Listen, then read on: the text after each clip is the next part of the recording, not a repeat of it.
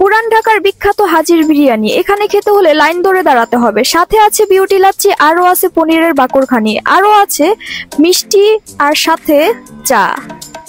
Hello everyone, welcome back to our new video. আজকে আমরা চলে আসছি পুরান ঢাকার কিছু বিখ্যাত খাবার ট্রাই করতে। আপনারা ভিডিওটি এনজয় করতে থাকুন।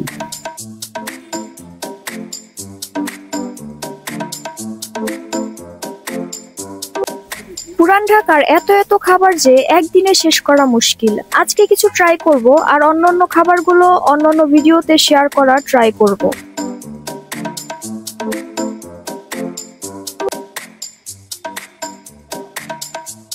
আপনাদের যদি পুরান ঢাকার কোনো ঐতিহ্যবাহী খাবার পছন্দের তালিকায় থাকে তবে আমাদের কমেন্ট বক্সে অবশ্যই শেয়ার করবেন, আমরা সেগুলো ট্রাই করার চেষ্টা করব।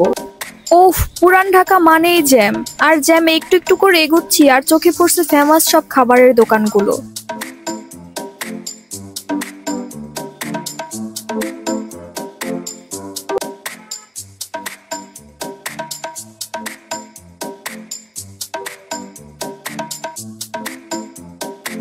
দেখতে দেখতে আমরা চলে আসলাম আমাদের গন্তব্যে। আপনারা যারা আমাদের মতো বাইক অথবা কারে আসবেন তারা হাজির বিরিয়ানির সামনে একটা পার্কিং আছে, সেখানে আপনারা গাড়ি বা বাইক পার্ক করতে পারবেন। পার্কিংটা একদম হাজির বিরিয়ানি প্রধান শাখা তার অপোজিট। আমরা চলে এসেছি হাজির বিরিয়ানিতে। আপনারা লক্ষ্য করলে দেখতে পাবেন যে দোকানের সামনেই উপচে পড়া ভিড়, আর আমরা এসেছিলাম প্রধান শাখায়।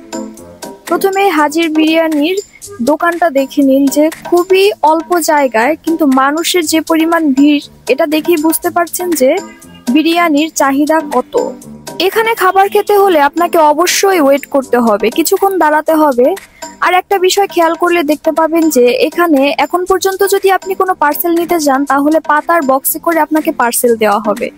তাদের এই ঐতিহ্যটা ধরে রেখেছে দেখে খুবই ভালো লাগলো।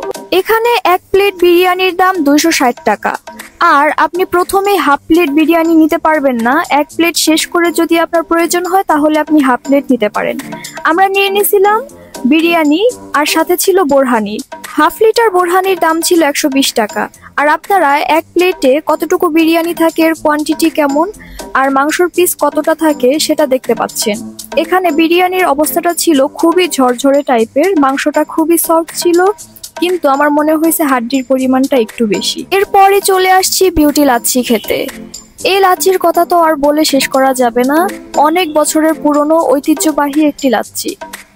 এই লাচ্ছিটা গরমের মধ্যে মনে হচ্ছিল এক টুকরো শান্তি, কিন্তু আমার কাছে চিনির পরিমাণটা একটু বেশি লাগছে। এক একজনের টেস্ট বার এক এক রকম। এরপরে আমরা নিয়ে নিলাম বিখ্যাত পনিরের বাকরখানি। যদিও আমি পনিরের বাকরখানিটা আগে ট্রাই করিনি, কিন্তু ভালো ছিল। বাকরখানি শেষ করতে না করতে চলে গিয়েছিলাম মিষ্টির দোকানে। এখানে নিয়েছিলাম একটা লাড্ডু, পেট ভরা থাকায় অন্য কিছু খেতে পারিনি আর বেশি। এরপরই আমরা চা না খেলে কি হয়, পুরান ঢাকায় আসছি, শেষ পর্যন্ত একটা চা খেয়ে আমরা বিদায় নিচ্ছি।